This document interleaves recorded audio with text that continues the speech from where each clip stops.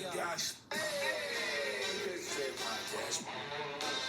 That's amazing. Welcome to the Crazy Dre podcast show, folks. This is my man, Crazy Crockett, aka Andrews Podcast. Folks, I am here. It is a couple days after Thanksgiving. It's December 2nd. For all you cats and dolls out there, we got something to talk about. We got the Michigan-Ohio State game. We got the Detroit Lions and the Chicago Bears game. But I'm going to try to stick with the Michigan-Ohio State game because it's the biggest rival of the year. And this is a game that was kind of surprising for me because obviously they picked Ohio State to win by 21. I thought that Ohio State probably should have won, even though obviously I'm a Michigan fan. But I think that, a lot of people out there, if you're a Michigan fan, you got to be honest with yourself. And I know one kid that said that Michigan was going to win, but it wasn't me. But I would have picked Michigan to lose by 10 to 14 points. However, that didn't happen. I don't know what happened to Chip Kelly and Ryan Day and the rest of Ohio State. I feel like they walked right into a trap, or they trapped themselves, actually. They went away from what got them there is your receivers, and Will Howard is playing real well. So I'm just kind of mind-boggled by this way that the way that they killed themselves. If you look at the stats for Ohio State, you see Howard was 19 for 33, 175, one touchdown, 2 interceptions. Even the rushing game wasn't that bad. It was 77 yards total. They had Junkins with 46, Henderson with 21 yards, and even Will Howard had 10 yards. But if you look at the receiving, they had Tate with 6 receptions, 58 yards. They had Eberflus with 51 yards, 4 receptions. Jamar Smith, the standout, 5 receptions, 35 yards. Even Henderson, the backfield running back, had 2 receptions of 25 yards. So, what I understood is that the way to beat Michigan was to spread the offense, but that didn't happen. They just when we had the ball in our first possession, it was just kind of it wasn't strange. We just couldn't move the ball. Obviously Warren is not going to be a quarterback next year. He only had 9 for 16 for 62 yards, 2 interceptions. That in itself is just incredible that we won with a quarterback that threw it in the by the end zone. It was a good play. It was I think it was 3rd or 4th down, and by the 2 or 3 yard line, and we were going to run it, and you could tell that we had a kind of a rushing stance, and we threw it to the tight end, but Jack Sawyer, the standout linebacker for Ohio State, he basically kind of read it, and that was the interception that I wouldn't really blame on Warren, but it happened. But that in itself is just so strange to see that this game that we just didn't have any balance. We couldn't even move the ball downfield. If you look at the total defense, obviously we had 13 first downs. They had 16. If you look at total yards, Michigan had 235. Ohio State had 252, which is not a lot. They had 175 yards passing. We had 62 yards, like what I said. We destroyed them in the rushing game, 173 to 77 yards. But if they stuck with with a passing game, they could have gone back to the running game to finish the game out. But I mean, if I would look at the first possession for Michigan, we didn't move the ball at all. We only moved the ball maybe 25 yards. When they got the ball, they were moving the ball. They sprint the ball downfield. They were sprinting to everybody. To Jenkins, they had 9 plays for 58 yards, and we were lucky to hold them for a field goal. And so what's crazy, though, is that our next possession, now I know I'm skipping little things here and there, but going into the second quarter, Michigan was moving the ball pretty well. Alex Orji actually saved us from punting the ball. So he gained 29 yards. And then they stopped us on 4th down. Ohio State got the ball back. Will Howard threw the interception by our end zone. So, no, by their end zone, by Ohio State end zone. So when we got the ball, we had the ball about the 3 or 4 yard line, and then Cale Mullins scores a touchdown to make it 7-3. When we scored that touchdown, that was a very much a confidence booster. That's something that you can't take for granted. The momentum changed from that point on. I think Michigan had a lot of confidence in their running game and their defense. So that in itself is something that you just can't buy. Ohio State got the ball back after the kickoff, after we took the 7-3 lead. They moved the ball again this time through the ground. They're one of the best teams in the red zone, and they failed to score, and they missed a field goal. They missed 2 field goals, actually, folks. So, I mean, it was just, everything was going the way that it wasn't supposed to go for Ohio State. And everything was going great for Michigan. And it was like a blessing in the sky that they missed a field goal. So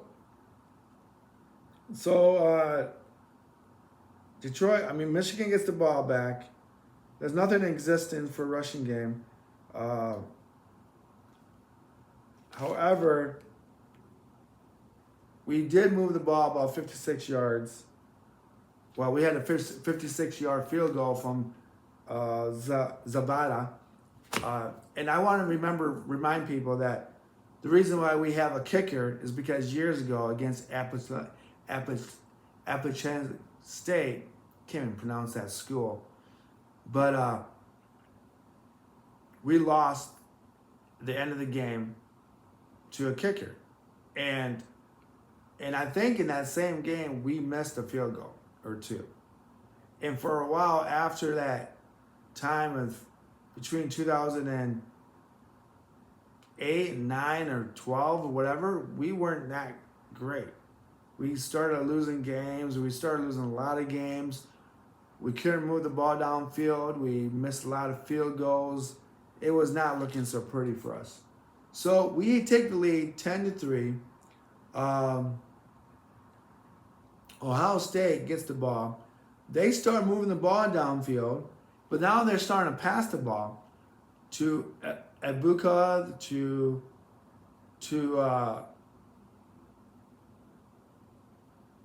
who else? To Smith. They just started moving the ball everywhere, and they were I just don't know how they didn't score here. Jamar Smith caught a couple passes. Michigan interference, and by the end of the second half was 10-10. So when Ohio State scored 10-10, the end of the second quarter, and they moved the ball pretty well. It was only maybe 2 minutes left in the half, and they just moved the ball. They spread the ball downfield. They just looked unstoppable. And when they scored, it kind of concerned me, like, oh, this is going to be. Now they figured out. I thought that when they did that, they would have figured that out going into the second half, that they would just keep throwing the ball, keep spreading the field, and making Michigan spread their defense. And they did. So going into the third quarter, going into the third quarter, Ohio State gets the ball back right away, and they didn't. I mean, they moved the ball, but I think that they didn't. They just. I mean, they got the ball back right away, and they moved the ball about 56 yards, and they punted to Michigan. And then when we got the ball back the first time in the second half, there was nothing going on. It went back and forth. Ohio State got the ball back. They punted. And then this is where the interceptions started to happen in the third quarter.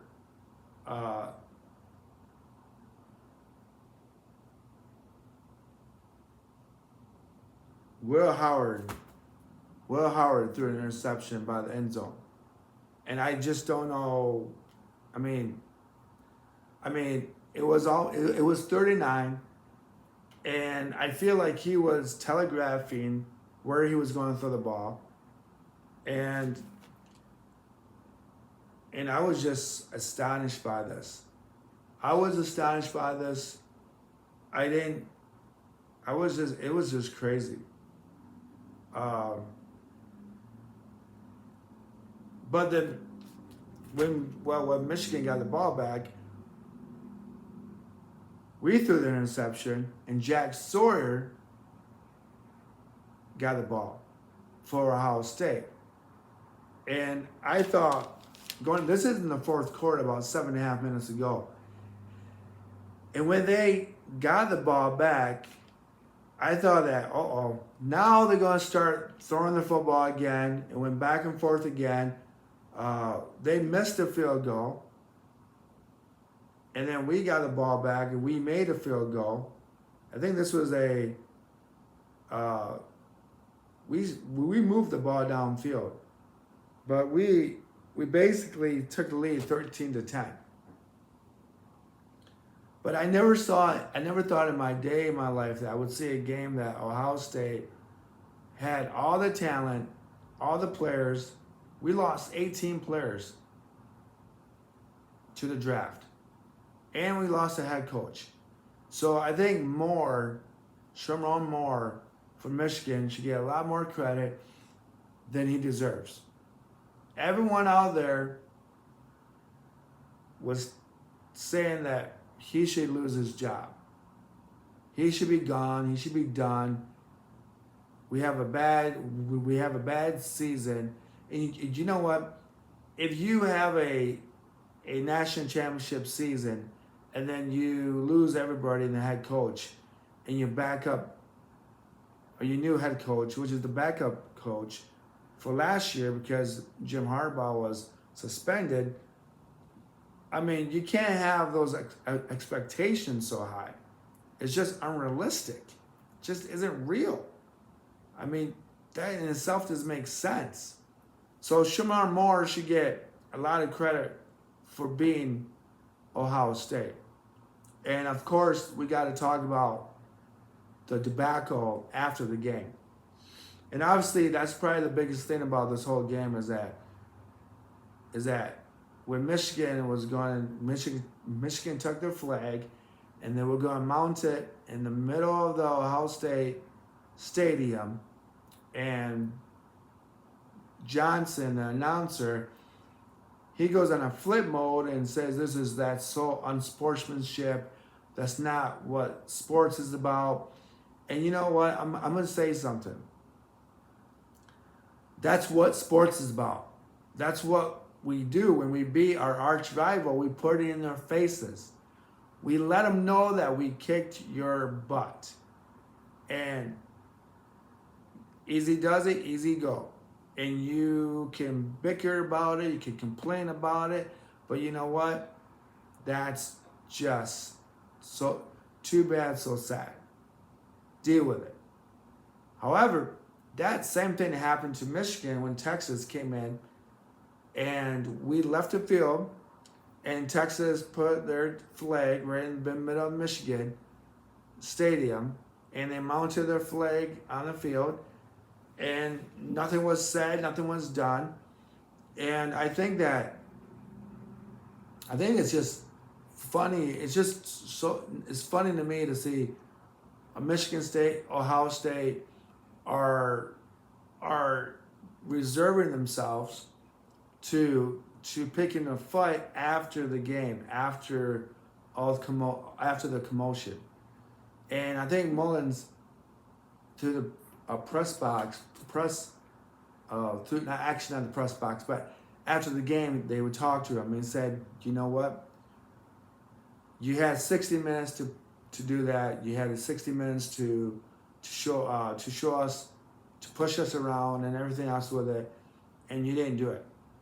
And I think that says a lot about Ohio State, that they can't handle losing. They just can't handle it. And I tell you the truth, I don't know if Ryan Day should get fired or not, because I don't know who they would get. And Michigan's kind of in the same boat too. That if Ohio State beat Michigan, I mean, I don't know who Michigan would even go after. And I think with Ryan Day, it's just one of those. We must be one of those teams that we have his number, and we can take him down and just do whatever we want to do. And 4 years in a row, we beat Ohio State. I'm surprised. I am very surprised that we won. I'm not going to tell you, and I'm like, oh yeah, I knew we were going to win. Like, that was just bonkers. I mean, I've seen plenty of people on TikTok, plenty of people on social media, that even Ohio State fans are mind boggled. They all want Ryan Day's head off. I mean, call it what you want to call it. Say whatever you want to say. I'm going to go to the Detroit Lions and the Chicago Bears game. And folks, I think I'm just going to talk about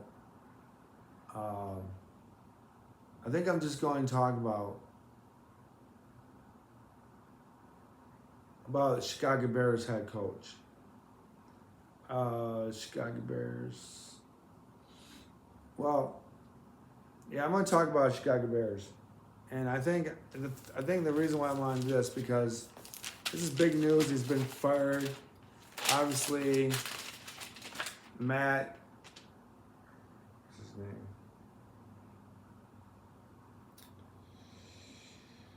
his name? Matt Eberflus. Matt Eberflus. He's gone. But I mean, how do you? I didn't realize that he lost 11 games in a row against the Green Bay Packers, and that's why the Green Bay Packers want him to stay in Chicago. But he's gone. Caleb Williams, that might be the happiest thing about him, is that his coach is done. But Detroit barely won that game, 2023. The Bears were moving down the ball downfield, and for some reason, Matt Eberflus, he decides to have 33 seconds left in the game. Instead of not calling a timeout, he lets the run clock out, and the game's over. And to tell you the truth, when someone sabotages that game like that, he wants out. He doesn't want nothing to do with that organization, and that was his way of getting fired from Chicago. I really do. I really think that's what he did. That's what he wanted to do, and so be it. But I mean, I'm gonna tell you the truth, folks. I would not. I would not. I don't know. But I mean, I would never. I would never hire him as any coach in the NFL ever again. I don't care if it's a special teams coach or a defensive coach. I wouldn't. I just wouldn't have him on my team, because that tells you that he's a quitter. It doesn't matter about your record.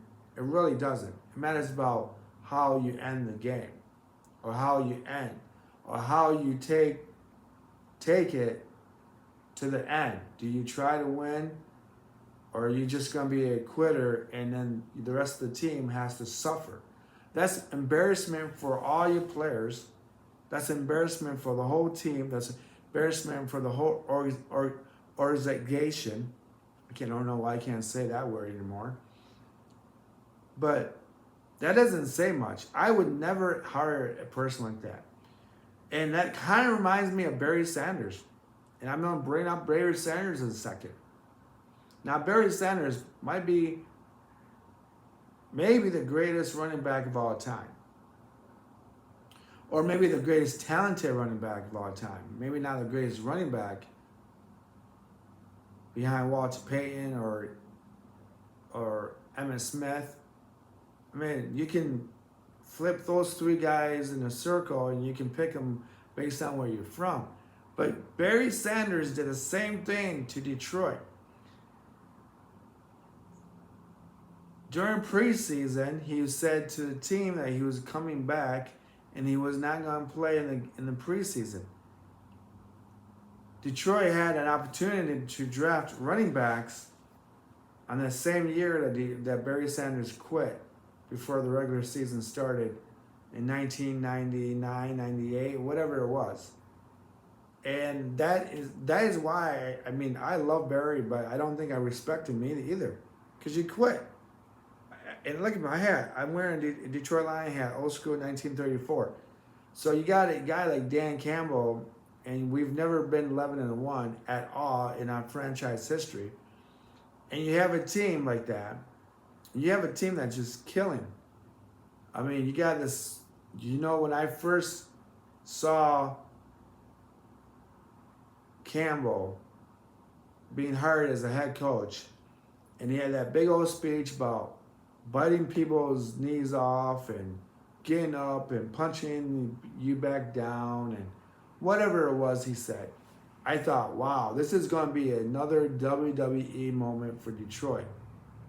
And he surprised me. I mean, I don't know how to explain it, but he's a football guy. He is a players coach.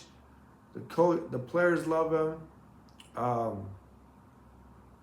We have a great coaching staff, Ben Johnson and our defense coordinator. I gotta check this guy's name. I keep forgetting his name, which I shouldn't forget his name at all. And if I look this up real quick while I do this, here we go. Oh man, here we go. Detroit Lions defense coordinator. Aaron Glenn, of course. So it's Aaron Glenn. So that was basically live. So, I mean, you just can't say much better things about Dan Campbell. And I have more respect for Dan Campbell than I will ever have respect for Barry Sanders. Just because he's not a quitter. And I mean, the way that we've been playing this year, the way that the cause has been going for us, I mean, I can remember 5-6 years ago when we made a great play downfield. We had 15 yards gain, 10-yard gain, 20-yard gain, and we would get holding calls on us. And now it's the other way around, where when a team is starting to get a momentum, uh, the offensive line is getting desperate. They start holding us, and then we get calls for us, or we get everything's just falling into place for us. And you just can't say much great things about Dan Campbell. He just surprises me so much. I just can't believe it. So Detroit, this game was a little disappointing for Detroit. We were up 20-0 going into the second half, and then we only scored 7 points into the second half, and the Bears scored 13. But the Bears scored 13 points in the fourth quarter. And I don't know if that's a concern, but that's something that Detroit needs to clean up, is that they need to finish games out.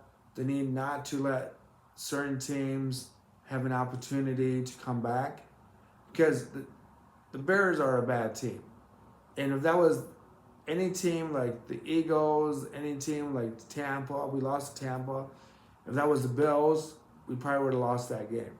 So the way that we finished the game is really questionable. The way that the Bears finished the game was nuts.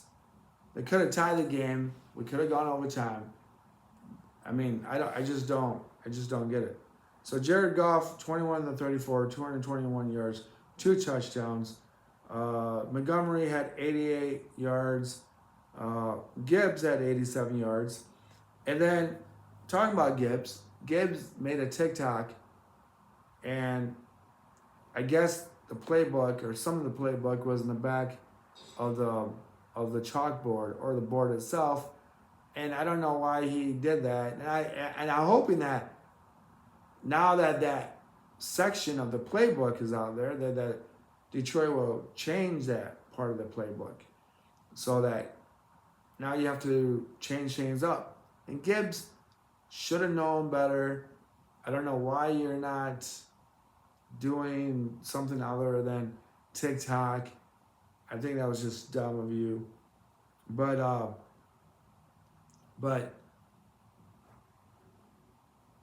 that's just something that you got to think about. Can't be stupid. You can't give the other team an opportunity to look at your playbook or anything that you have that they want to see. And one more game to talk about before this ends. Well, I want to say one thing. I am so surprised about Russell Wilson's game against the Cincinnati Bengals. He had over 400 yards. I haven't seen that in a long time. Quarterback having 300, 400 yards. Joe Burrow had a 300-yard game. The Steelers win the game 46-38. It went back and forth. It was probably one of the best games I've seen in a long time. I was a little surprised the game was that high of scoring, because I thought the defense would pick up a little bit more. There'd be more defensive game. So that's something to think about. And again, Kansas City and the Oakland game, Kansas City gets lucky. I don't know how the Raiders center decides to fumble the ball or hike the ball before the quarterback is ready, and everyone's saying that game was a rigged and whatever it was. But I think that I don't know. Sometimes I wish that it wasn't what I think it is about that game, about Kansas City, or anything about Kansas City. I used to love that team. I love the logo. I love the Arrowhead logo. I love the KC on it. And I'm hoping that Kansas City doesn't turn out to be a team that is like the Chicago Bulls, where they helped Michael Jordan win the last championship of his life at Chicago. But there you have it. I think, yeah. there you have it. I'm going to end this podcast. I'd like to thank you guys for listening to my podcast. You can find me on Spotify, Apple. You can find me on other platforms. You can find me on YouTube. And if you are on YouTube, please subscribe. Please join. You know, this is going to be on Monday. I'm going to try a little different and then Tuesday. So there you go. I'm out of here, folks. Peace and love.